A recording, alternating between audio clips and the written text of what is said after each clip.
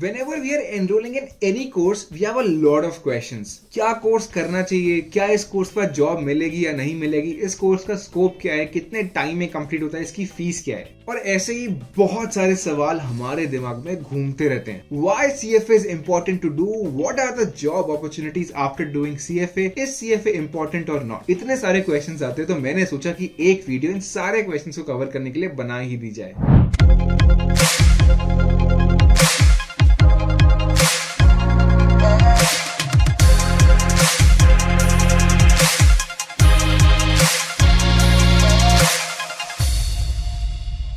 Whenever we discuss the best finance course, we have a very common name, that is CFA. CFA stands for Chartered Financial Analyst and it is conducted by the CFA Institute. So ये एक global course है जो आप अगर complete कर लो तो आपको सिर्फ इंडिया में नहीं फॉरेन में भी जॉब मिल सकती है. So basically the course is for those who are interested into investment banking, equity research, portfolio management and a lot more. अब बात करते हैं सबसे important question की, एलिजिबिलिटी क्या है. तो जो लोग अंडर ग्रेजुएशन के सेकेंड ईयर में है वो इस एग्जाम को दे सकते हैं. पहले ये थर्ड ईयर था कि आप थर्ड ईयर से पहले नहीं दे सकते, अब इसको चेंज करके सेकेंड ईयर कर दिया गया है. तो यहाँ तक कि आप फर्स्ट या सेकेंड सेमेस्टर से अपनी प्रिपरेशन शुरू कर सकते हो एंड देन सीएफए का एग्जाम अपने सेकेंड ईयर में दे सकते हो. सबसे इंपॉर्टेंट चीज, इसको ध्यान से मार्क कर लो, if you want to give CFA exam you need to have a passport. While registering they ask for the passport number और जब आप एग्जाम देने जाते हो वहां पे भी आपको अपना पासपोर्ट दिखाना पड़ता है जहां पे आपके आइडेंटिटी वेरिफिकेशन होती है. तो मेक श्योर अगर सीएफए प्लान कर रहे हो पासपोर्ट बनवा लो. अब बात करते हैं एकेडमिक स्ट्रक्चर की. देखो इसमें 3 लेवल्स होते हैं और 10 सब्जेक्ट्स होते हैं. 10 सब्जेक्ट्स में सबसे पहले वी हैव इक्विटी जहां पे बेसिकली आप मार्केट के बारे में पढ़ते हो. Then we have portfolio management, as the name says portfolio को कैसे मैनेज किया जाता है. Then we have fixed income securities जहां पे आप डेट इंस्ट्रूमेंट्स और उनकी वैल्यूएशन के बारे में पढ़ते हो. Then we have financial reporting analysis जहां पे बेसिकली अकाउंट्स के बारे में ज्यादातर हम पढ़ते हैं. देन वी हैव एथिक्स कि अगर हमारे लाइफ में या हमारे करियर में कुछ भी क्वेश्चंस आते हैं तो उससे हम कैसे डील करें. Then we have derivatives. Derivatives में आते हैं हर वो इंस्ट्रूमेंट्स जो अपनी वैल्यू किसी और से डिराइव करे, जो आप फ्यूचर्स ऑप्शंस के बारे में पढ़ते हुए आ रहे हो उनको हम डिटेल में पढ़ेंगे. Then we have alternate investments, हमारे जो कॉमन इन्वेस्टमेंट्स है उसके अलावा और कौन से इन्वेस्टमेंट्स है उन सब के बारे में हम डिटेल में जानते हैं इसके अंदर.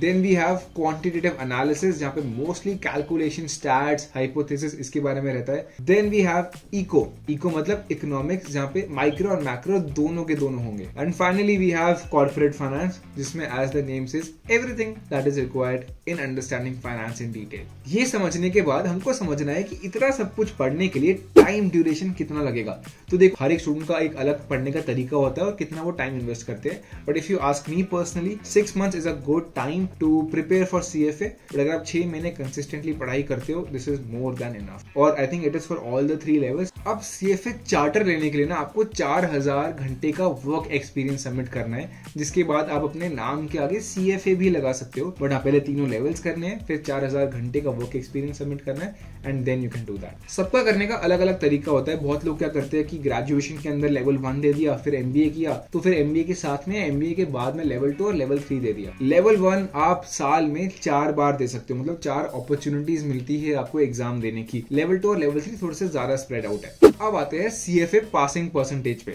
तो ये ग्लोबल एग्जाम है तो जाहिर सी बात है इसकी परसेंटेज भी ग्लोबल होती है पास रेट की.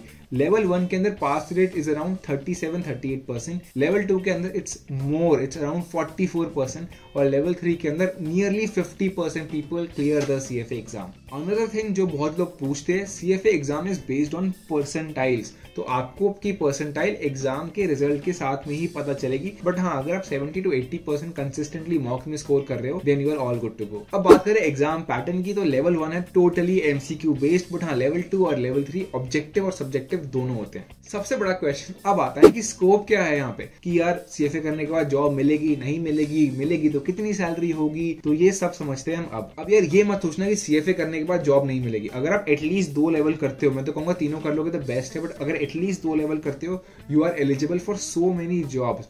अब अगर मैं लेवल 1 करता हूं तो अपॉर्चुनिटी मिलना बहुत मुश्किल हो जाता है, लेकिन लेवल 2 के बाद you can at least get a job of up to 6 to 8 lakhs.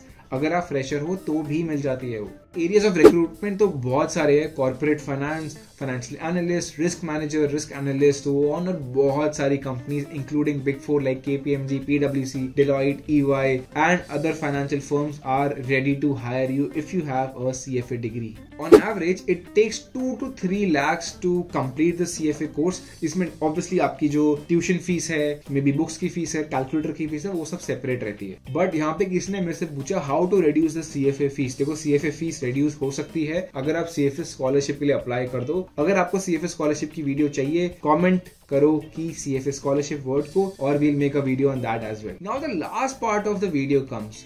What are the perks of doing CFA? यार CFA मैं करूं तो करूं क्यों? सबसे पहला point, it is the best course in finance globally without a doubt. सबसे second point, ROI बहुत अच्छा. जितना हम MBA में स्पेंड करते हो उसका 1/10 यहाँ पे स्पेंड करते हो या उससे भी कम, और वैल्यू और ब्रांड दोनों अच्छे मिलते हैं. Third point, it opens the door for you for best profiles. Investment banking की बेस्ट प्रोफाइल मानी जाती है, इक्विटी रिसर्च की बेस्ट प्रोफाइल मानी जाती है. सब लोग अगर MBA कर रहे हैं तो हटके क्या करेंगे, हम CFA भी कर सकते हैं. साथ ही साथ आप इतनी प्रैक्टिकल चीजें सीखते हो कि आप खुद का पोर्टफोलियो और इन्वेस्टमेंट्स भी मैनेज कर सकते हो. Lastly, a global degree. It will also help you study abroad, work abroad, do everything also. CFA के और भी questions है, ask me in the comments and मैं try करूंगा maximum questions को answer करने की. ऐसे ही amazing videos के लिए subscribe करो to the channel Grow Plus and see you in the next video.